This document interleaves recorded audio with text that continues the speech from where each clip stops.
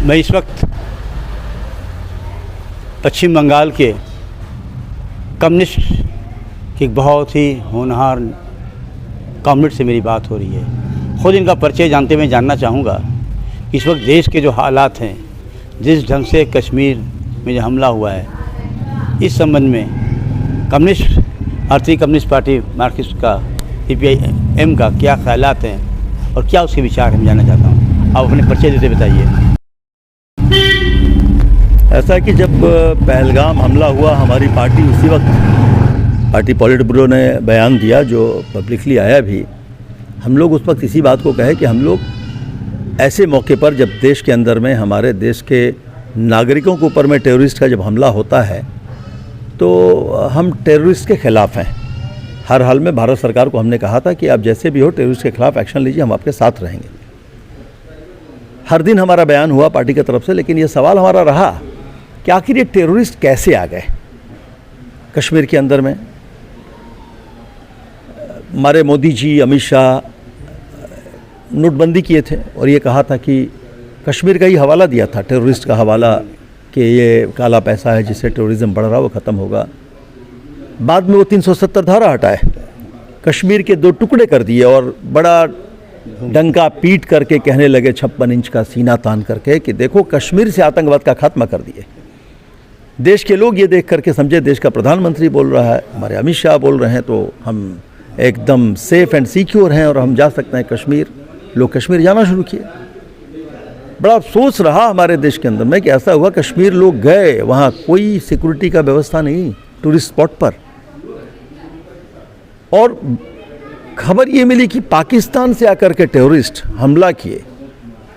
बहुत सारे चैनल पर, सोशल मीडिया पर फोटो देखा गया कि जो टेररिस्ट अपना फ़ोटो खिंचवा करके फेसबुक में दे दिए। तो सवाल हमारा रहा कि आखिर एक तो ये कि आपने कहा तो ये झूठा ढकोसला था, लोगों को गुमराह किया इस बात को बोल करके कि आतंकवाद का खात्मा हो गया है। दूसरी बात ये रही कि जब पहलगाम में ये हमला हुआ, हमारी देश की इंटेलिजेंस कहाँ थी? क्यों खबर नहीं रहा इतना बड़ा हमला हो गया, हादसा हो गया? पाकिस्तान से आए, मारे, फ़ोटो खींचे, पोस्ट किए सोशल मीडिया में और चले गए। ये कोई हिंदी फिल्म का शूटिंग की तरह हो गया। तो हमारा बॉर्डर सिक्योरिटी फोर्स क्या कर रहा था? सरकार यहाँ पर एकदम निकम्मा रहा, सरकार विफल रहा इस मामले में। तो हमारा सवाल यही रहा कि आपको तो हम साथ देने के लिए तैयार कि आप करिए, आप घुस के मारने की बात करते हैं। और बड़ा अफसोस लगा, दिखाया गया, गोदी मीडिया तो दिखाने लगी रोज़ाना, जैसे लग रहा था कि कोई लाहौर कब्जा कर ले रहा, कोई प्राइम मिनिस्टर को अरेस्ट कर ले रहा। ये सब झूठी जितना था। आया क्या? सीज फायर हुआ। और कौन किया? अब बताइए, डोनाल्ड ट्रंप कर रहे हैं कि हमने सीज फायर करवाया। और हमारे देश की सरकार, हमारे देश की अपनी नीति को विसर्जन दे करके कोई उसका मुखालफत नहीं किए, मजम्मत नहीं किए। हमारे DGMO मीटिंग करके 2 देश के अंदर में, क्योंकि वो 71 शिमला पैक्ट इंदिरा गांधी के टाइम में तो यही हुआ था ना कि अगर दोनों देश में कुछ हो तो बायलैटरल डिस्कशन करेंगे, थर्ड पार्टी को आने का कोई इजाज़त नहीं। और हम कम्युनिस्ट लोग हमेशा से साम्राज्यवाद के खिलाफ रहे। ब्रिटिश साम्राज्यवाद के खिलाफ लड़ाई लड़े हम, अमेरिकन साम्राज्यवाद के खिलाफ भी हम हैं। उसे हमारे मुल्क के अंदर में किसी किस्म का मुदाखलत हम बर्दाश्त नहीं करेंगे। हमारी निकम्मी सरकार वो बर्दाश्त की और आज तक वो कह रहा है कि हम सीज फायर करवाए हैं। हमारे देश के जो माने प्राइम मिनिस्टर तो इसका खंडन किए ही नहीं, वो सिक्योरिटी सेक्रेटरी से दे करके प्रेस कॉन्फ्रेंस करवा रहे हैं। और उसके बाद बड़ा अजीब लगा कि भारत का जो विदेश मंत्री हैं वो कह रहे हैं कि हमने पाकिस्तान को चेतावनी दी थी कि हम हमला करेंगे और उसके बाद हमला कर दिया। तो अब हमको ये लग रहा है कि जो मारा गया, कहा गया कि आतंकवादियों को मारे हैं, हमको लग रहा आगे से खबर दे दी आतंकवादी हटा दो, घरों पर हमला करके दिखाया जा रहा कि हम हमला कर दिए। क्योंकि आतंकवादी अभी तक तो जो मेन आदमी है कोई मरा नहीं, न गिरफ्तार हुआ। पाकिस्तान तो उसको पाल रही, पोस रही। क्या किया भारत का सरकार? और हमारे देश के जो LOC में रहते हैं वो लोग पाकिस्तान के हमले से मारे गए। यानी कि हमारे देश का विदेश मंत्री ये घोषणा कर सकता है जो मीडिया पर बोला दूसरा कोई होता तो यूएपीए केस में देशद्रोही के नाम पर वो अरेस्ट होकर जेल के हिरासत के पीछे रहता। हमारे देश के खुफिया हम कब हमला करेंगे, क्या करें, इस बात को आगे से बता देगा। तो ये कर रही है भारत की सरकार।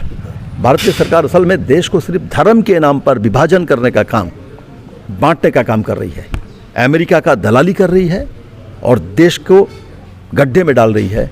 हम भारत की कम्युनिस्ट पार्टी मार्क्सवादी करने वाले आज़ादी की लड़ाई में भी ब्रिटिश के खिलाफ लड़ाई लड़े। आरएसएस के लोग, बीजेपी के लोग उस लड़ाई में नहीं थे, कोई भी नहीं था। शुरुआत में होने के बाद भी अप्रूवर बन करके रहा, वो कभी भी लड़ाई में नहीं रहा। हम लड़ाई किए और हम आज भी जंग के खिलाफ भी बोलते हैं, हम आज भी साम्राज्यवाद के खिलाफ बोलते हैं। भारत की सरकार अपने देश की अपनी जो हमारी नीतियां हैं उसको विसर्जन दे करके ट्रंप का तलवा चाट रही है। ये सबसे बड़ी शर्म की बात है। हम इसकी निंदा करते हैं, हमारी पार्टी कड़ी निंदा करती है। आज भी मुतालबा करते हैं पार्लियामेंट का सेशन बुलाना चाहिए। 2 पार्लियामेंट सेशन में एक दिन भी प्राइम मिनिस्टर नहीं आ पाए, वो मौका नहीं मिला।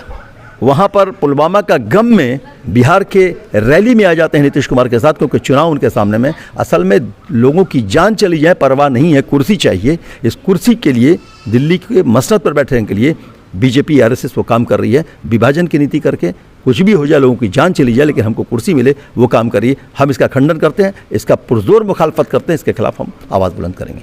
देखा आपने, CPI-M का एक सिद्धांत है और इसने अपना फैसला किया है कि हम जो कुछ भी हो रहा है देश के ख़िलाफ़ हो रहा है और इसका मुखालफत के लिए CPI-ML जो है हर तरह से आंदोलन भी कर रही है। गांव-गांव पहुंच करके लोगों को बता रही है कि ये जो भारतीय जनता पार्टी की सरकार है देश को किस तरह से एक गड्ढे में डाल रही है, नौजवानों की बेकारी किस तरह सीमा पे है। ये तमाम चीज़ों को देखते हुए लोगों को हमेशा ज़िंदा करने की कोशिश कर रही है। जिसमें 2 न्यूज़ के लिए जावेद बिन अली की विशेष रिपोर्ट।